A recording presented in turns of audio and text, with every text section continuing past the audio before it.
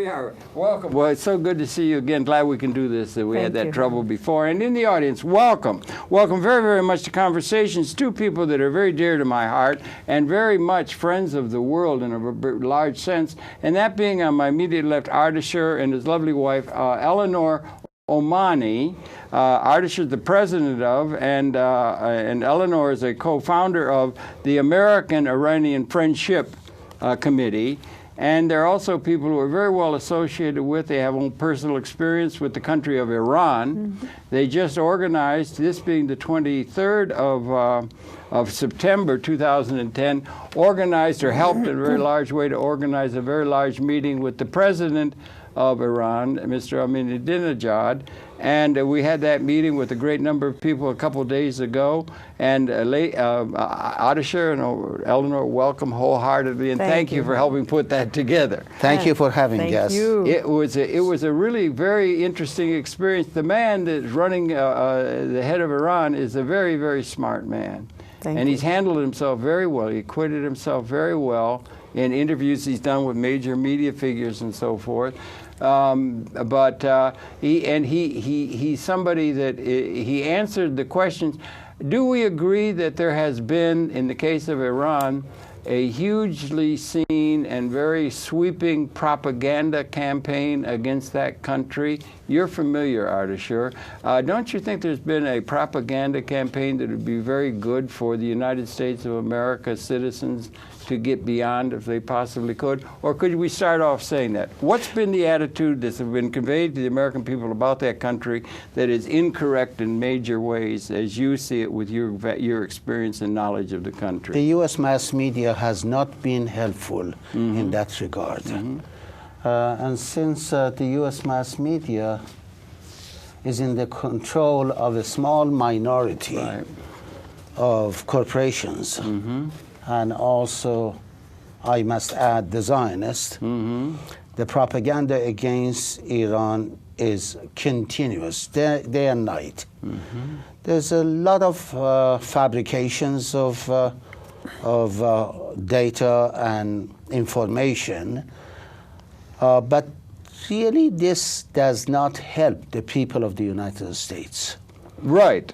He had interviews, if I may, with Charlie Rose, very successful, and others, and he called out, he thought that if he was trying to make peace, but he said if he wasn't, he would just let them do what they're doing because they're, in a certain sense, working against their own best interests in Iran and in that region, certainly, and in the larger world. Why do I say that? The corporations of the United States, the corporations of the United States can have business and economic relations with the corporations in Iran, and that would increase rate of employment in the United States. It cuts down on the problem of current accounts of the United States. It increases the export of commodities from the United States to Iran, and that would create an atmosphere where people can relate to each other. Americans can visit Iran, Iranians can visit the United States, understand each other rather than demonizing, especially American media, demonizing Iran and the leaders of Iran, which has been really very hazardous to the health of both economies and the social psyche. He said some things to the American people and the press that are very interesting. But one he said is that there has been, some people would try, Wall Street Journal and others might say, is it really true or not? But that they have been able to attract a good deal of foreign investment in that country from other countries from abroad. Successfully, had figured 22%, that it was very successful in that they have problems is everywhere.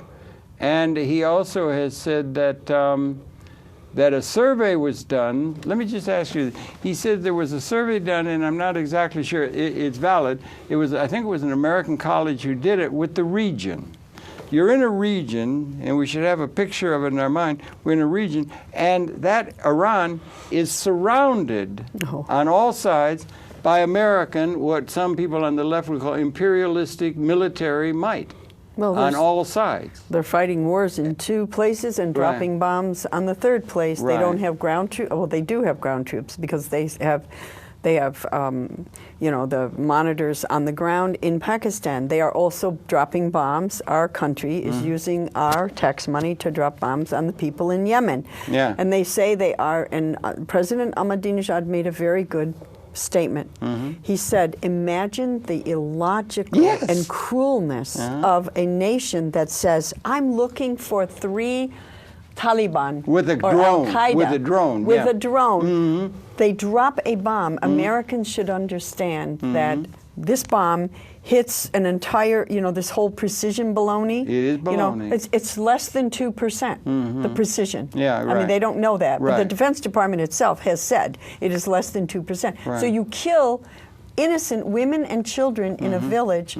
So this is not in the interest of the American I'm going to go back to the people. survey that you were referring to. Okay, I would like to finish if I could, because he said the survey, and they had a survey in the region, and it was done by an American college, and they asked where is this is the region, the Middle East, that's right, surrounding countries, where is the greatest threat in the world? I know that Where's the greatest threat in the world? They said and US. It was Israel #1, United States too. #2, by the people in the region by 77 and 66%. Those are the and numbers. that should be something that resonates in our mind as something that is indicative of the fact that an imperialistic, military-based kind of surrounding of a particular country is not in the best interest of our nation. 70% of the people of Pakistan, I'm referring, they're against the United States' presence in that region of the world. Right.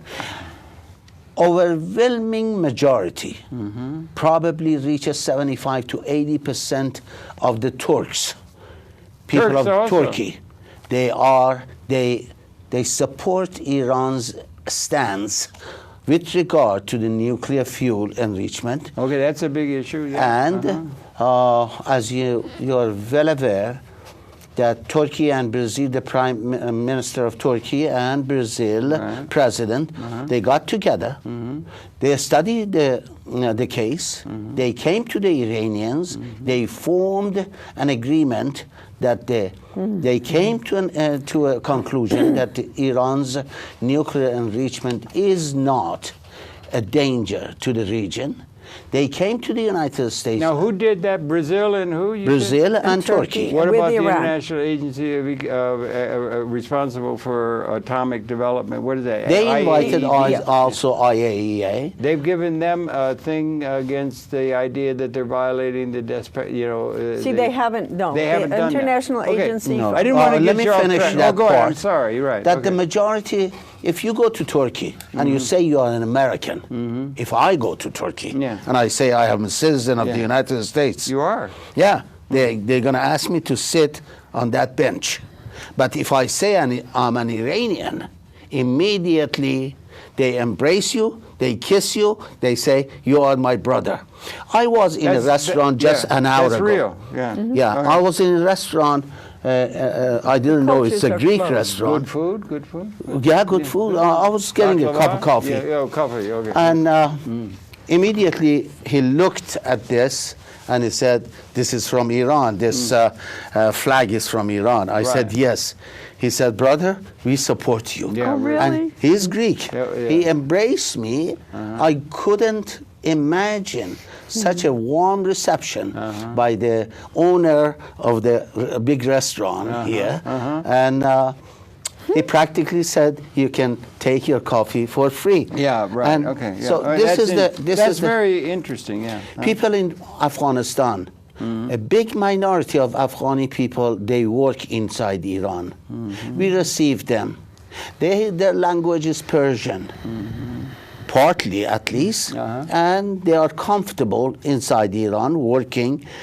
We do not have the same, we do not create the hostile atmosphere that Arizona creates for the people of Latin America and Mexico. We work with them, We understand them. They are happy. It's a big number. So people of Afghanistan, even the government of Afghanistan, would like to work with the Iranian government. They are part of the Shanghai Conference organization. So we are really comfortable in the region. Of course, the United States tries to organize the most backward regime in the Middle East, and that is Saudi Arabia. Saudi Arabia? No, Saudi Arabia and Jordan, sometimes Kuwait and Jordan and UAE, Egypt. UAE? Because, United Arab Emirates, not all of them. To sell them guns, big guns. As a matter of fact, recently, just yesterday, big sale. United States reached an agreement with Saudi Arabia and the rest of the United Arab Emirates countries to sell them $125 billion of guns, F-16s, while Saudi Arabia has an employment rate of 20%. And they have what? 20% unemployment. Employment or unemployment? Unemployment. And so they had a demonstration against this deal that the United States is making with Saudi Arabia. Some people who see the world in a way, an imperialistic thing with Western colonial, and I don't see why a lot of the world wouldn't see it that way. It's been that way for the last 500 years that the Western powers have been colonializing the rest of the world. But they would see those people that are in league with the Rome on the Potomac, in a certain sense, an analogy with the Roman Empire, as what they would, those regimes who would see them as sort of what would be called a derogatory term. They would call them running dogs. They're running along beside, like the people did with Rome, courting favor with the people who seem to be the powerhouse that is responsible for the legitimate order of the organization of the planet and so forth. And a great number of people are doing that, accepting the legitimacy, the historical legitimacy of the model of the United States and their running dog allies set up, which is most of the political powers within the world, with a few exceptions, one of which is Iran. The headline in the Financial Times, when this big deal, these military deals of armaments, sophisticated armaments being sold. Well, it's the kind of thing Israel has an unlimited supply. Look what the mentality was. This is a big help for the U.S. economy, which is a lie. Yeah. It's a lie. It is a lie. It's going to create jobs, no? No, it does not create jobs. No, Boeing, it doesn't. That industry already has, its production and its... this country is suffering from the infrastructure decline, from the unemployment across the board of regular labor. So the idea that, and this is why it's peace activists and why we worked hard to have those organizations and peace activists in the United States to meet with the delegation of the Iranian government and say, maybe we want to share with you the problems that we are facing because of a huge military budget that eats up all of our resources. Yeah, that's right. How long can we maintain this? Sarah Flounders, who we both admire, tells me that we got military, not only just in the two big wars going on and that sort of thing, but all over the world we have not just Marine guards at embassies and stuff, the military presence all over the world, and every country is running an empire based upon a militaristic kind of... You mentioned peace movement before. Yeah. Yeah, in that meeting that the peace organizations or anti-war groups of the United States met with President Ahmadinejad, there were several important organizations. One of the organizations was International Action Center. Right, Ramsey and the Clark. Other one, Answer Coalition. Yeah, that's Brian Becker. Yeah, Brian Becker, and several other black organizations were present there. But also Phil Vellado was there. The National Anti-War Coalition. Phil Vellado is one individual, but... And Harold Channer was there. Yes, Harold Channer was there too. But what is important... It was good to see the gang, I mean, there was everybody there. What's important to see for Ahmadinejad to meet with these people, take time spent 2, 3, 4 hours with the peace movement in the United States. Yeah, yeah. And it is a good message for the people of the United States that we are for peace, Iran is for peace, and the United States should come around and sign an agreement.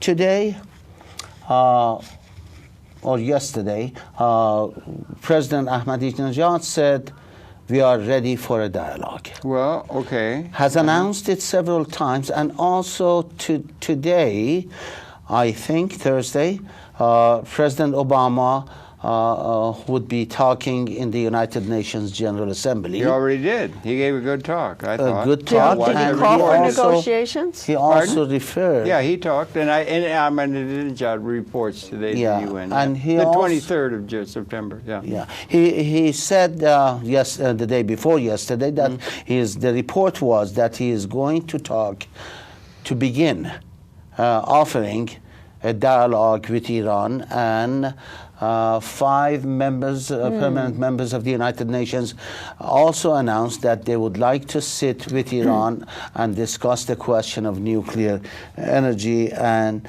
enrichment of uranium. That's a very big issue. That's a very big issue. Yeah. And I think it's a good opportunity for the United States and Obama to use this window, this opening, and start a dialogue with Iran, and after 31 years begin normalizations of diplomatic relations and reduce the threat of war. Another war in the Middle East would be devastating not only to Iran, but also countries in the region, and probably, according to some political leaders around the world, it may end up with another world war. Oh, well, wait, now stop in a minute, because another world war such as we had, the last world war was 1945 ended. And we were impotent in terms of our destructive capability. We've crossed a major line between then and now in terms of the effectiveness of the weapon systems, the strategic weapon systems that exist.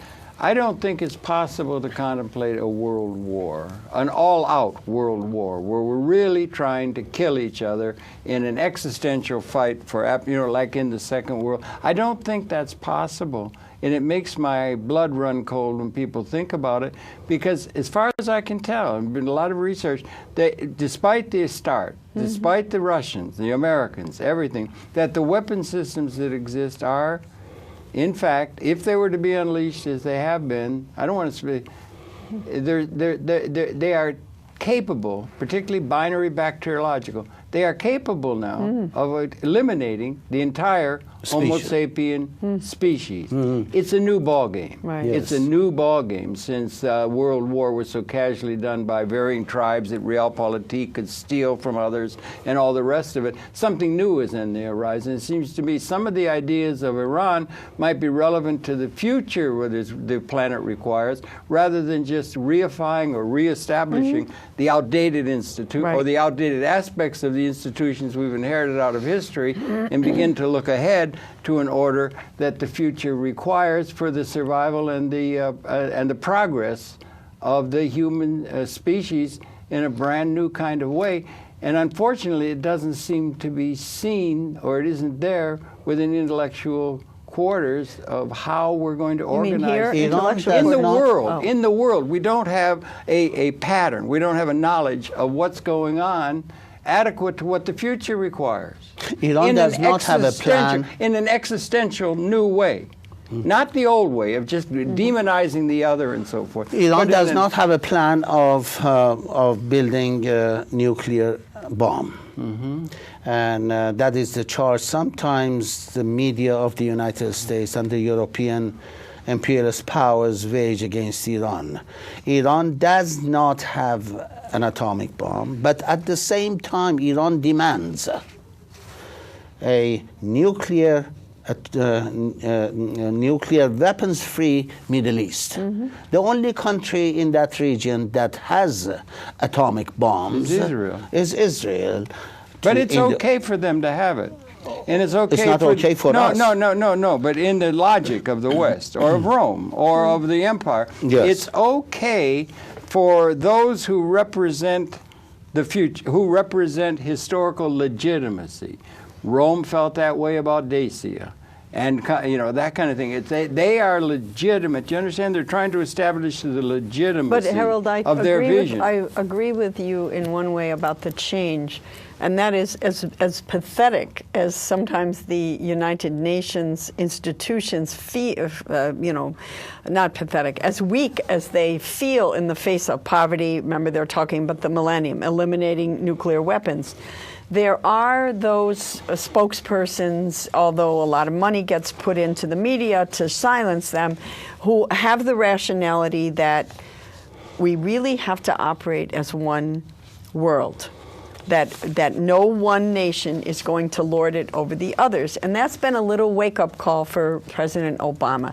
That's why he ran on a platform of, we are not the sole superpower. We realize now we can't do it without Russia, without China, without Iran, without Egypt. That was out of force. That was out of force of circumstances and developments in the world. The second thing is that the nuclear issue has always been a front, a cover. It is not the question of Iran developing nuclear weapons. That is, otherwise, in 20 years, the IAEA would have come up with some evidence, given that they've had inspectors there, and they have inspectors there, and they report regularly. And if you go to any one of the documents, and I urge our audience, please go online, go to the IAEA.org website, type in Iran, look at all of the reports, and the evidence is, well, there was something in the past, and that was introduced by the United States agent, a representative who sits on one of the boards, that there was something in the past that wasn't quite as clear as, of course, it's never defined. Yeah. So it's like you're trying to prove a negative. Yeah. And Iran has known that. So Iran has won the respect of many nations of the world, not the major powers. They don't like being confronted by Iran. But the majority of the nations, that's why NAM, which represents 189 what out is of NAM? The non-aligned 117. movement. Excuse me, 117 nations out of 92 or 97. I saw it on the UN. They're all Muslim nations? No. 20 some go odd on, number. sorry. The non-aligned, 118 nations in the non-aligned movement have all said Iran has a right to its development of peaceful nuclear energy. We are not opposing it. We are not charging it with violating the NPT. We have looked at the documents of the NPT. I know we don't want to. I know we want to get. That's very important. That was That's very important. Recently, Iran. Although I'm going to elaborate, but go ahead. Recently, Iran stopped IAEA from sending one inspector among probably 20. Iran objected to that particular inspector. That particular inspector has had a history of reporting to the CIA. Whatever information they gather through IAEA, he is being suspected to be the one who sends the information to the government of the United States. And according to I mean, doesn't every country have their CIA? Doesn't every country have an intelligence agency to get information? Why is that prima facie evidence that the man is not worthy? The CIA is part of the gathering. When they falsify the truth, then this is a problem. Yeah, but now we're getting into the thing where we don't falsify the truth. We're good, but they falsify the truth, and it's that kind of an argument that goes on. At any time, IAEA can introduce another inspector, so it shouldn't become a problem. It's not. Suddenly, according to the rules, every country has a right to say we'd like this one and this one, but we ask that one to be replaced by another person. Yeah. Fine. No problem. I just bring it up as a sidebar. No, that was but then good. The question also, I remember that it was Israel that bombed the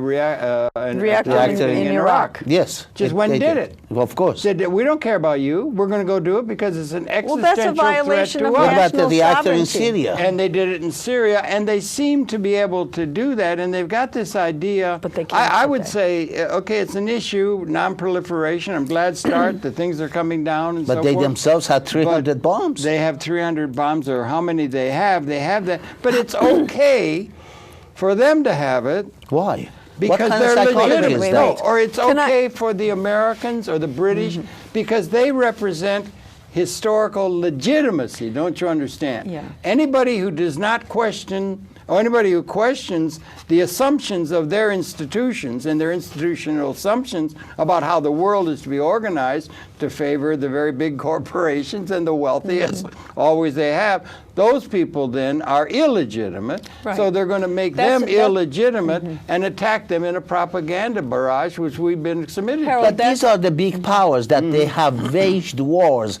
more than any other country that you just called illegitimate. No, I didn't. I say the people who No, are he powerful said- will I call those who understand. challenge I them understand. illegitimate. It's just propaganda. No, I understand. And PR. French have been in so many wars. Oh, yeah. And the United States don't talk about it. 100 wars in the last century. And the British bombed the entire planet. They have bombed Afghanistan. They were in Afghanistan in 19th century, 1850. The British were in Afghanistan. In 1920, they were in Iraq, bombing Iraq. Well, that was British imperialism. Now it's American, and now it's going to be going. And China's becoming a running dog, and all these others are to that. But the image that they have is inadequate to what the future I agree, requires. but I will say, Harold, it's my understanding in trying to study and read international politics, they are getting to the understanding that Israel is a liability to the United States, to us. To us. There has been a debate within the Obama administration. This came out in the media. This was documented, that there's the pro-Israeli camp, and then there's those who say, look, we're not running this country for Israel. Let Israel run it for itself. We're running it for American workers. That's been a very small camp since But George here's Ball the problem. and some others. But The no, reason that has not held. But I'm sorry, I don't see anybody that says anything other than the most wonderful things about Israel. Well, They never. I know that. There is no But that's the point. non-Israel. I was going to say camp because in of the the condition huge, is changing. Wait, because of Well, the perhaps huge who? AIPAC. Who's emerging? That would say anything The or AIPAC put any lobby, limitation the on AIPAC Israel. lobby, the American-Israeli Political Affairs Committee, which is known as AIPAC. Everyone knows it's huge in Washington, and huge numbers of the politicians who are elected at a local level, when they get there, they are told, and we know that, look, here's the script, anti-Iran, pro-Israel, but why Yes, and it's been like that ever since the but you know beginning. why it's changing? Why? Because one of the ships, two of the ships, three of the ships from Syria have now docked to break the blockade of Gaza, which Israel hated and thought it could kill the citizens of Turkey with no That's in the elected consequences. government that there is for the Palestinians as Hamas. But you see, Israel, and now, not Israel, Egypt was forced to now say, they docked at Ashkad, I'm not sure the thing, but now all 40 tons of the humanitarian aid, with the assistance of the Egyptian police and guards, are now going to be brought into Gaza. When? How? This just happened in the last 3 days. I just got it in my media. Well, That's that would why. be something where That's they can why. be. Well, so why what I is wanted, it, what okay, I why wanted, is Harold, it, we are very hopeful. Yeah, okay, good. I'm glad you're hopeful. The people in Gaza are suffering terribly. Right. There are terrible suffering going on, and they're being scapegoated by the people. They said, let's have an election. They had an election. People voted for Hamas, and they said, well, I'm sorry, you voted for the wrong people. It's no good. And so they put a blockade on it. Which shows and why the lack is of it, democracy what here. is there about the world that makes it possible for, do you notice, that the country of Israel can have unlimited F-16s, Apache helicopters, unlimited bullets, unlimited bombs, unlimited everything brought in. Put it out on the dock. It's all right It's there. a base. But if you, it's if a you military put, base for the United States. Okay, that's one thing. But if anything that goes to Gaza is, you can't put a pop pistol in there. I understand your pain. Because it's legitimate. You Right. see, they're legitimate. Right. The people who are against that But you are, see, are illegitimate. Mr. Channer, I understand and your why pain. is that? I agree with you on that question, but the condition is changing. The economy of the United States is shrinking.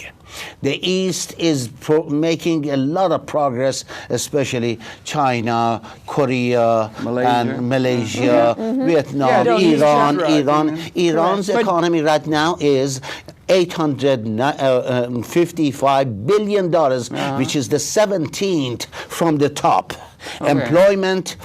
Unemployment rate of unemployment is almost equal to the United States. Where? We have Iran. Iran. In Iran. That's correct. Okay. In Iran, we have the current account of Iran has surplus, while the current account of the United States is $14 trillion below zero. That's with a T. That's a T, not a B. That's becoming unsustainable. Yes, and it's equal to the gross domestic product of the United States. The amount of interest on this amount is so tremendous.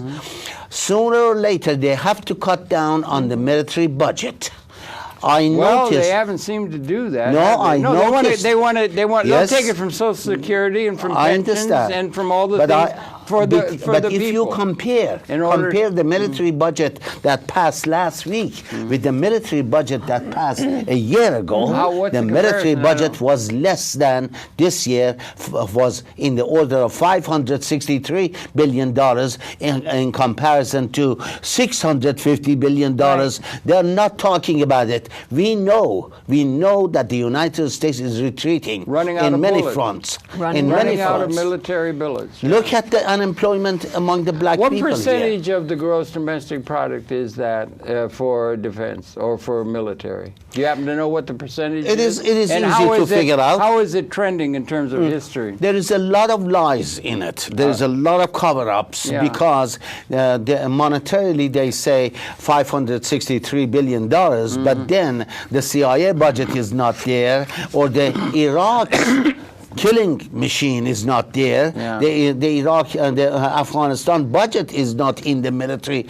budget of the United States. You think, I have to wind up this by saying that the United States, with all the reductions in its military budget or cutting down, it is the military of the United States uses as much as the budgets of 195 countries put together. Yeah, that's right. That's correct. That does. So how could a country talk about democracy while its military budget is equal to the rest of the world, while the population of the United States is only 5% of the population of the world, while the United States produces 25% of the hazardous material that is spread around the world? Harold, I'm sorry. She's done a quick chart here, everybody. Our viewers, I just drew it. It's ridiculous. I'm very bad. But okay, the U.S. military is this big, high, tall one. They call it defense. I call it U.S. military. Then there's aid to foreign countries, which Ardeshir was explaining.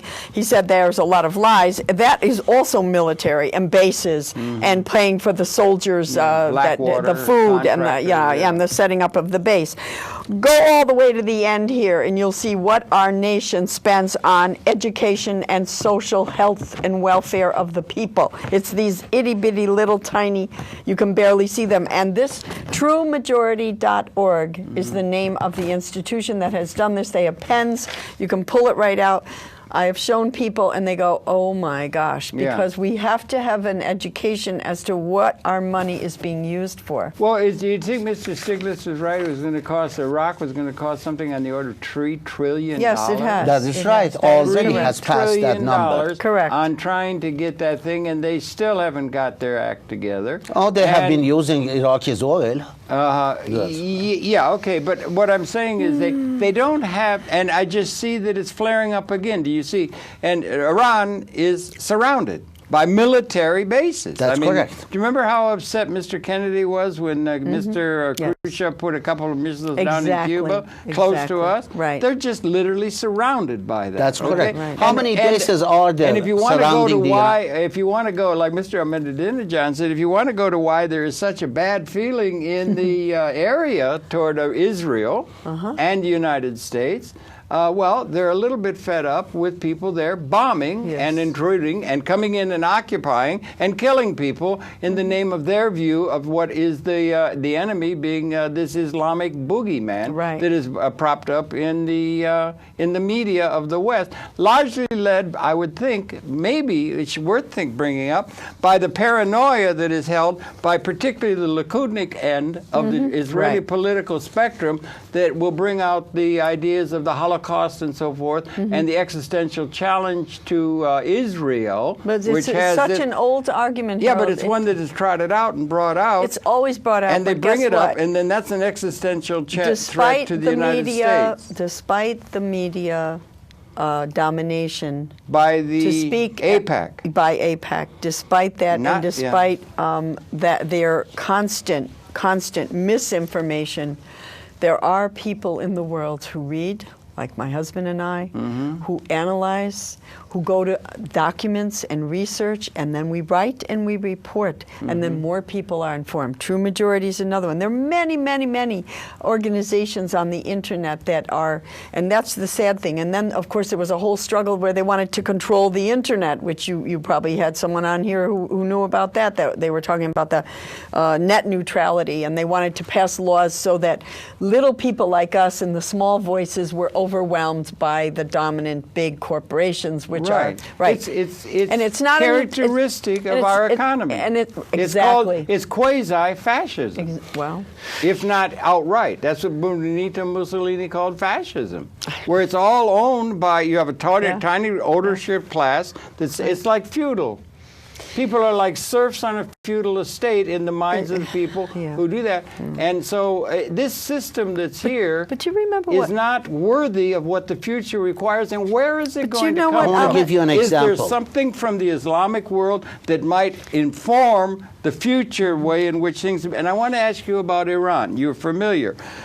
We tend to think of, we have a term called progressive. Progressive notions in terms of politics and economics generally is that you have policies in place that are not just going to endlessly make the rich more powerful as you can sycophantly build up their power and tell them how great they are and that kind of stuff, which is laden throughout history with all the kings and everything, but our concern for the masses of the people who have not been well served, is Iran progressive in terms of being able to help the least advantaged, the less wealthy, the less well-fixed? And is that one thing when they make claims about Mr. Ahmadinejad that happened, that they did not win the election? Is it absolutely clear that the election that was held recently when there was such a revolt against it was based upon the fact that he and that what they're doing has helped a lot of the poor people that you never hear on television, but has helped that in a progressive way, and that they won the votes? And did they win the election? Clear? Was it done? By international standards, was that clear? Well, you know, so that the revolt against that was done in the wealthy suburbs of Tehran and so forth, and made all this Gucci bag kind of thing, it was an upper middle class revolt against the masses. And is Iran, in the full sweep of human history, a progressive country that is concerned and has a model to serve the poor, not just the rich middle class and so forth, but the poor people of the world? And do they have models that are relevant to that and as a model on the world scale? Are they progressive? If you ask American-Iranian Friendship Committee, I say yes. No, but I'm asking you from your own understanding.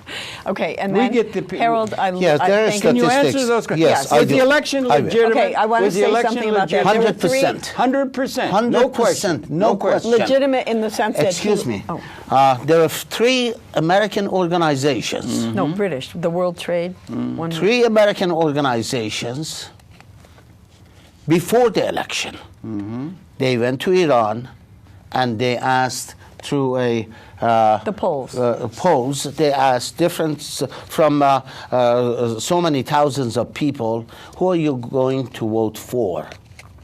The answer was that President Ahmadinejad had received 2/3 of the vote of the polls had answered that they're going to vote for Ahmadinejad after the election. As a matter of fact, both of us were in Iran a week before the election. I remember, yeah. And the majority of we have 55,000 villages. All over the country. Right, it's a big country. Yes, it's a big country. All these villages, first of all, I asked, for example, my brother-in-law, who is in cultivating agricultural products, I asked him, why does he support Ahmadinejad? The answer was, my products are insured. I said, what do you mean by that? He said, if there is no water this year, or there is a hazard to the production, then the government of Iran pays 50% of the value of the product to us. I asked my sister, who was a teacher, for 35 years, and she's retired. I said, sister, why do you support Ahmadinejad? It seems I'm here in your house, and constantly you talk about Ahmadinejad as a good man. She said, because during the last 5 years that he has been in power, our pension has been doubled. She said, in no time in the past, that phenomena was possible. Okay, the point being, it's a pattern. That's a lot of idiosyncratic stuff, family and stuff like that, people you met, people who would be partial. But what I'm saying is, from the view of that, the thing that would come from independent international studies of that, the election that was held, they were protesting against, claiming illegitimacy of the election, is not correct. The election was correct. The world they poll. won the election. The people who were complaining would be like Bush saying, you didn't win the election, Mr. Obama, but I was rich, and the is that rich right or yes, not? You're that's correct. Your not just understanding propaganda is on your part. It's not. No, they were criticized for releasing the poll. Okay. Balin in Kent, it's a world poll. It's recognized and done throughout, not just Iran, all different. Ardeshir called it the United States. It was not a U.S. poll. Yes, the monitors of it. Okay, all right. Not the details. Just has it been reported? It came out that Ahmadinejad would have gotten between 62 and 64% of the people they surveyed. Yeah, okay. Even if it fell below, there's no way that Mousavi. What I want is an answer. I don't want a politicized thing about our team says we're good, they're bad. Not that. International thing. The election, is it clear? Is it a matter of fact now? The election was legitimately won by Ahmadinejad and his party. Correct. Is that correct? Yes. Then why are they out there in the street saying the election was not legal? Yes, they are. Why? Why are we covering that? Why do we propagandize I was in a meeting 2 weeks ago. I want to ask you, if that's clear, I know you're answer asking. to me. Let me answer. Why do we give any hearing to those people with their Gucci bags in Iran? Because the United States is giving $400 million to this kind of organization to subvert, to bomb Iran. Just 2 days ago, in Mahabad, which is the center of Kurdish province, when there was a parade commemorating the 22nd year of their victory defeating Iraq, there was a bomb.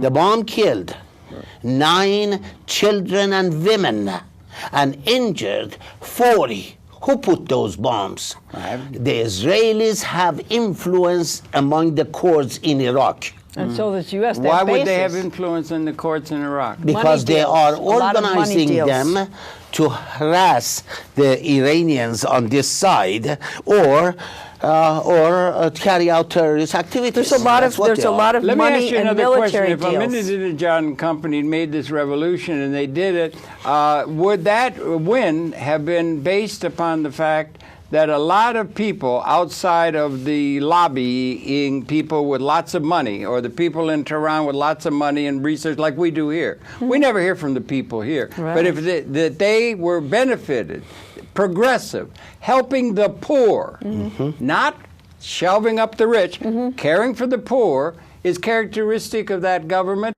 and those people did vote, and that's what made the vote legitimate. It was an 85% They're progressive. vote.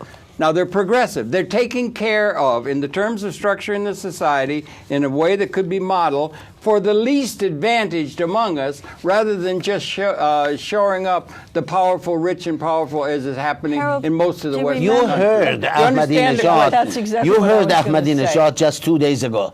He said many of these wars, many of this poverty and the hurt that the humanity feels is because of what kind of system? Capitalist, he would have That's called what it. he said. I'm very interested. Cuba just did that thing. Cuba is somebody. We played. We're going to play a program Monday. It's going to air next Monday with Lucius Walker, beautiful guy, school bus to Cuba. And then Cuba said they're going to lay off 500,000 people from the civil sector. But then you see Tom Hartman talk. What he's talking about is Mondragor. And he's talking about, that's the thing, the critique of the left, or the left liberals, don't have a critique that is able to hoist the system on its own petard. They have not ordered an alternative. They're still thinking in terms of the labor theory of value, that sort of thing. Or the model of the Soviet Union. Or the model of the Soviet Union. And they're not. And the thing is that that's the main problem. And I heard Tom Hartman talking. He said, well, they're talking about Mondragor in Spain. They own it. What's the attitude of the progressive people? What's the attitude in let's say, if Iran is a progressive model, yes, possibly. It is. We have Chavez. We have some other people in other parts of the world. What is the attitude of the progressive? The progressive community. That's the people concerned with the poor. The really poor. Harold? Not, wait a minute. What's the attitude of them toward the institution of private property? What is the attitude? I understand within Islam, they are not equating private property as illegal or you could have private property ownership, and they did away with it in the Soviet Union because that was the evil institution, owning private. It should be all government, all power in the government. What's the attitude of the right of the progressive community toward the institution of private property? Is it okay for there to be some capital formation that includes ownership in the hands of people, and then way to distribute income to the people by the fact that they own a piece of private property capital that's producing wealth, rather than only labor as a way, or jobs to distribute income? Is that relevant in Iran at all? There are three sectors of economy in Iran. Listen, in Iran there are three sectors of economy. One is the state ownership, one is cooperatives, and one is private. The mixture of these three makes the economy of Iran. What is it? Recently, the leaders of Iran have realized that the domination of the state ownership, 70% of the factories, of the big giant industries are owned by the government in Iran. That's pretty high. Yes, it is very high. So they have a plan of turning some of this into cooperatives. That's what's happening in Cuba. Some of them turning it into private. Yes, private ownership. So there are three sectors. These three sectors could solve the problem much better than totally having it private or totally having it state ownership. You left one out. You left the cooperative. I did. You left the cooperative out, and you're saying it's either ownership by... said it's either the American society and the system they're going to set up is built on a duality. You have private sector, corporate, profit, private sector. You have government. Tax and spend, legislate, and regulate. That's how everything's structured. All the assets are owned by a tiny class of people. Always has been. 5% own the assets. But he's saying that the progressives will say, we don't want any ownership of any capital because that is going to... I don't speak for the left. Okay, I can speak from my experience. Well, I think of the left as being progressive.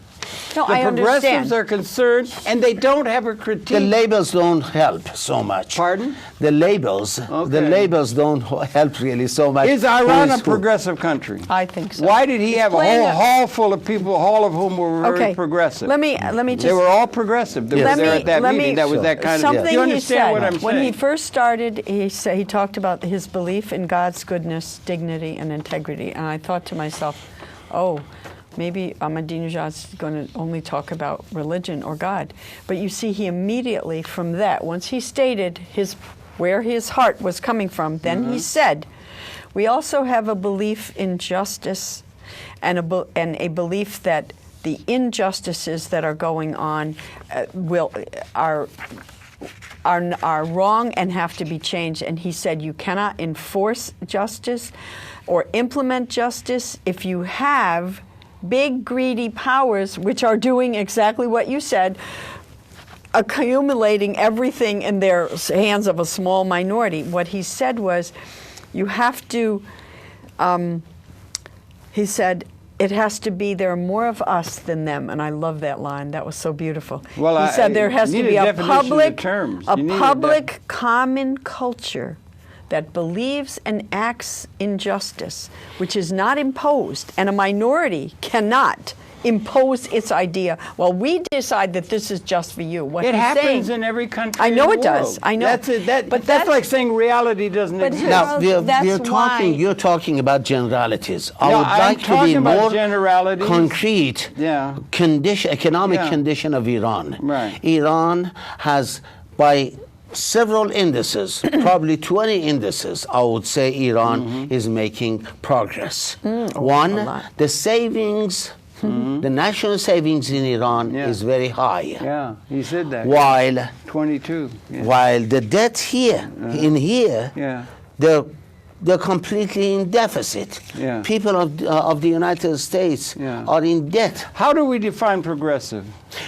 I'm not going to go there. The you don't want to go there. Okay. Yes, I'm not going to go there because one of the criterions of progressiveness. Or how do you define justice? Or how do you define these big issues? Or how do you deal with? Where is the vision? One question at a time. What is needed? One question at a time, sir. The world has always been and is unjust.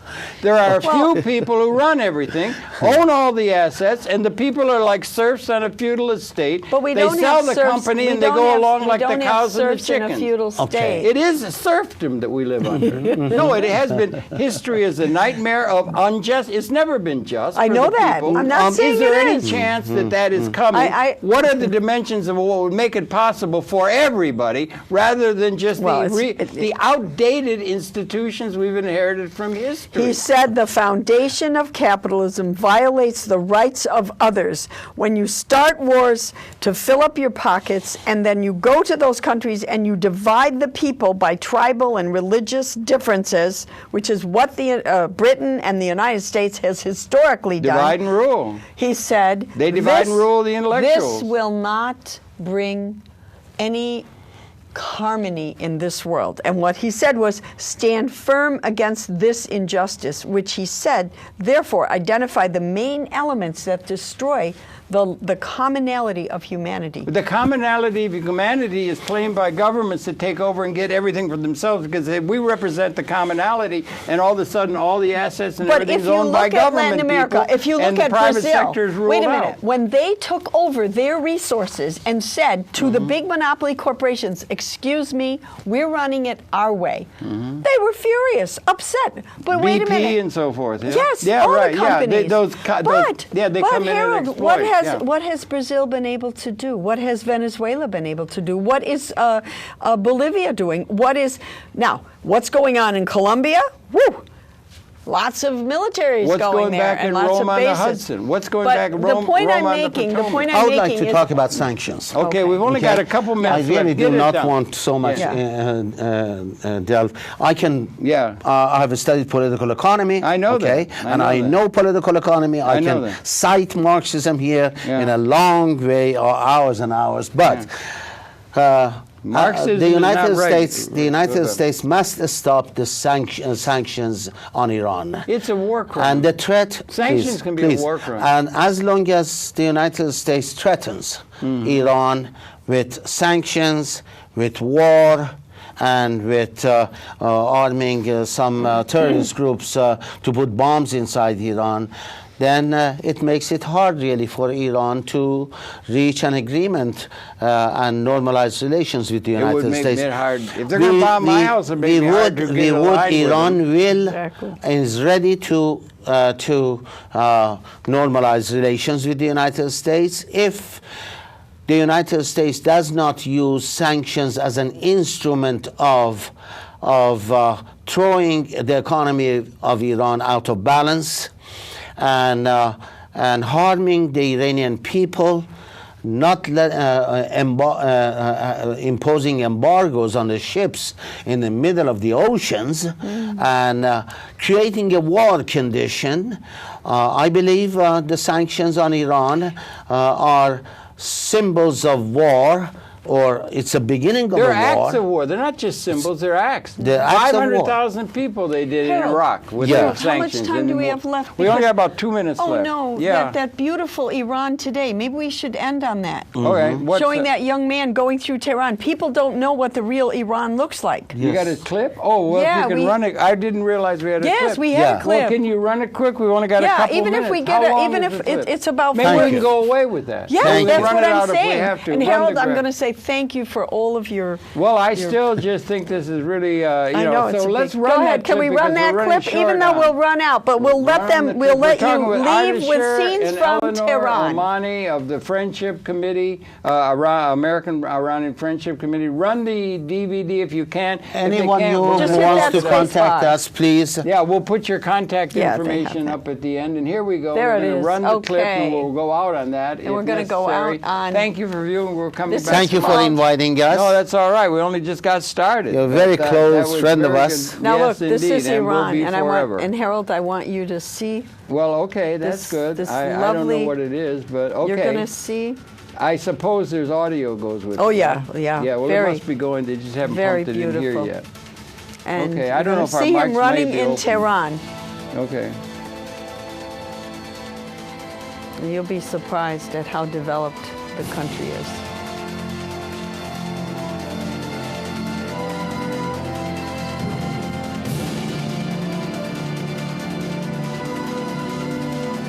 And it's directed by a woman.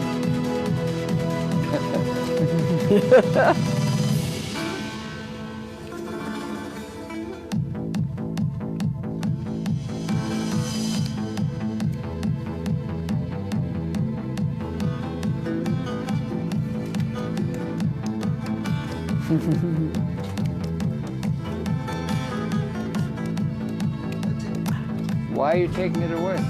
Oh, there he is.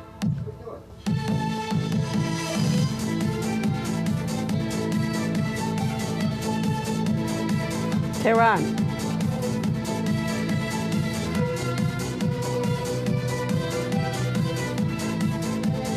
It's a beautiful country. Progressive, Yes, I think it is. I agree with in you. the best sense of the word. I believe it is. A model, perhaps. A country that's anti-imperialist can fall into the progressive group. Look at the railroads, subway. They're Can't have opening. that. They're opening new stations in every smaller city. I see it being constructed.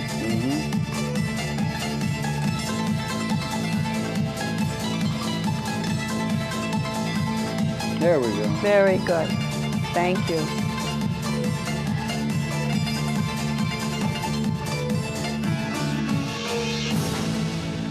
Wonderful. Well done.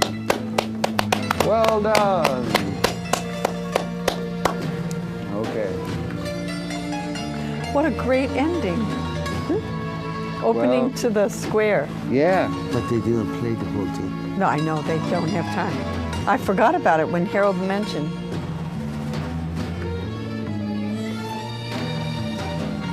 Well, this was a more combative, I hope. We're more over the. This will go on YouTube. This will go up on YouTube because they can go over in YouTube, but it'll be off the air by now. Oh, is this going to be off? Or It'll be off the air. We're over 20 seconds off to over 58. Oh, too bad. I think. No, I think you're right. But we can put it up on YouTube. You know what they're saying? No, Bia, Bia, come. Bia, Bia means come to Iran. Okay.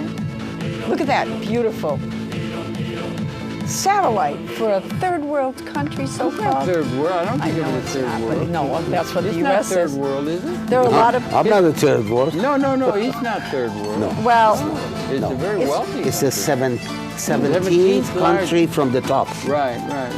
it was called that a few years ago by the opposition. Those guys that are out there And they're demonstrating. They're caring somewhat for the poor, or not? Oh, a yes, lot. they do. A lot. Nobody cares for the poor.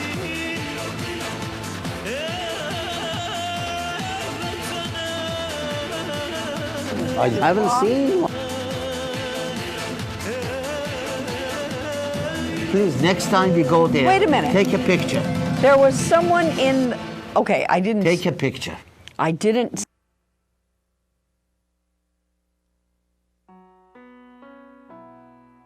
Your daughter took a picture of a man laying in a rug. Now, maybe he wasn't homeless, Maybe but it he's was just unusual drunk. that he was laying.